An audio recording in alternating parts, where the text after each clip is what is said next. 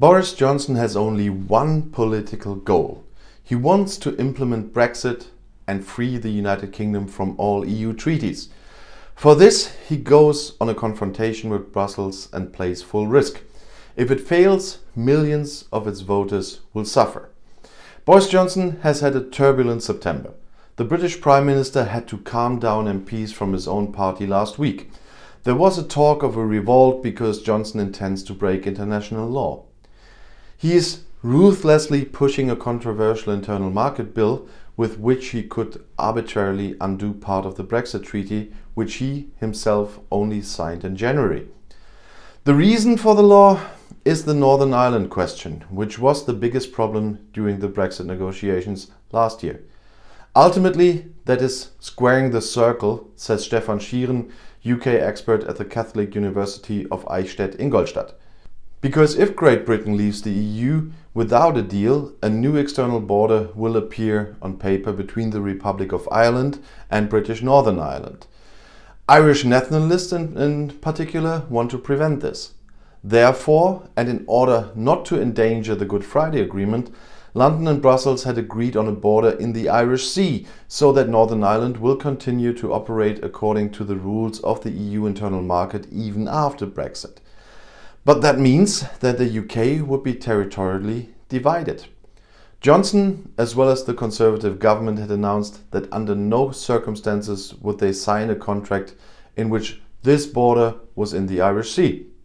Remember that? Because that would mean that Northern Ireland would remain more or less part of the European Union, says Schieren. Now the contract has been signed anyway, but Johnson is taking back the pledges through national legislation and thus turns the EU against itself. In the first vote already, despite all concerns, 340 MPs in the British House of Commons voted in favour of the law, ignoring the urgent appeals of former British heads of government. 263 MPs voted against, numbers that for Stefan Schieren did not indicate headwinds for Johnson. I don't see any signs of a palace revolt at the moment, says the UK expert. The European rules still apply to the United Kingdom even if Brexit took place on January 31st. Since then, the UK has been in a transition phase that ends on December 31st. Only then will the new laws and contracts that London and Brussels have agreed upon or are currently negotiated come into force, as in the case of the Foreign Trade Agreement, which is to regulate the movement of goods from 2021. But how does the UK government plan to come to an agreement with the EU or other countries when it is clear that Johnson could not keep the treaties? For example, US Democratic presidential candidate Joe Biden has warned that unless London respects the Good Friday Agreement, there will be no US-UK trade deal with him in the White House. And in the meantime, Donald Trump's people have made it very clear to the UK that they say the same. But Stefan Schieren is not convinced that British credibility is suffering. As evidence, he cites the free trade agreement with Japan worth almost 17 billion euros, which London negotiated in mid-September. But he's quite wrong, because the contract with Japan ultimately has a negative balance on the current UK trade regulations with Japan. And most of these 17 billion are anyway on the Japanese side.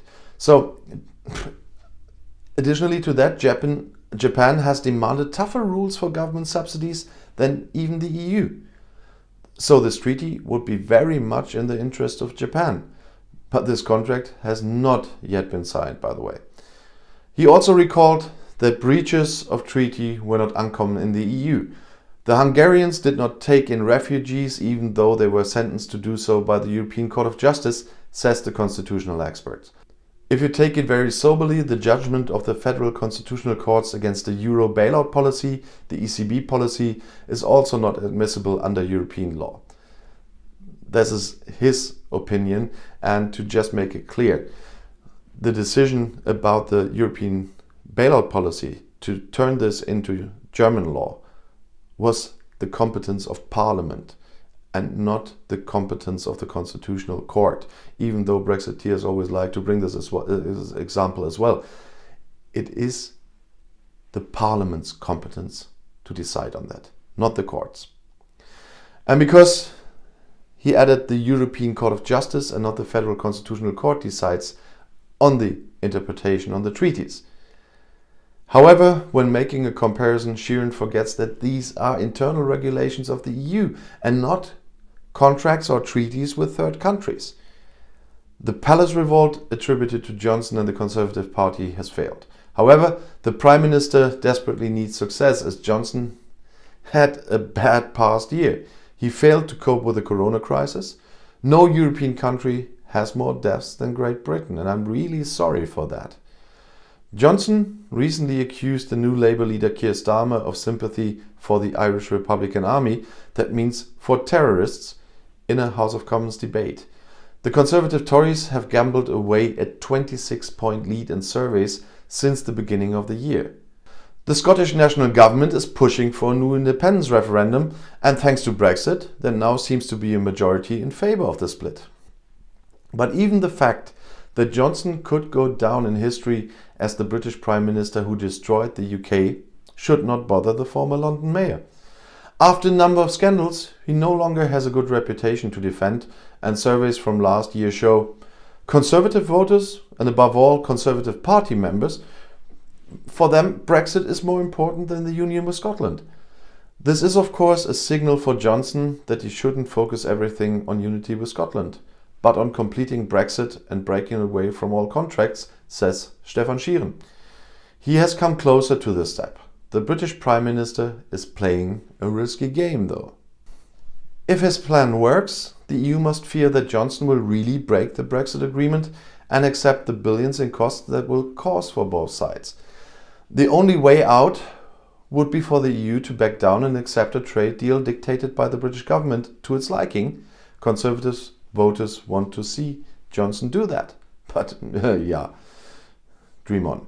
But if the EU remains tough, all economic relations will end overnight on December 31st. Trade of goods and food would have to be stopped at the border, supply bottlenecks threatened in supermarkets and pharmacies. Thousands of British service companies were no longer allowed to offer their work in the EU, and fuel and food prices will skyrocket.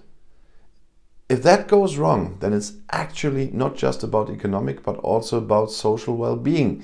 It is about drugs and raw materials, says Stefan Sheeran. It is a high-stakes game, and there is no other way to put it. Boris Johnson and other important Tories who support this coarse gamble with the lives of the very people who put them into office. At the same time, they have very little to lose. The next election is planned for 2024, and the British Prime Minister still has a comfortable majority.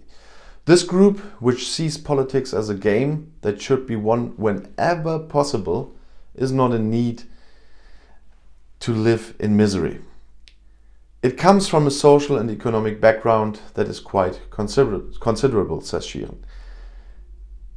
I basically believe that there is still reason and political seriousness in Great Britain, but sometimes you look at the island a bit puzzled from a distance, he says. And if you now want to know more about European politics, YouTube has chosen another of my videos right here for you on the end screen, right next to your chance to subscribe to my channel. I'll see you in my next video. Click and enjoy. Viel Spaß.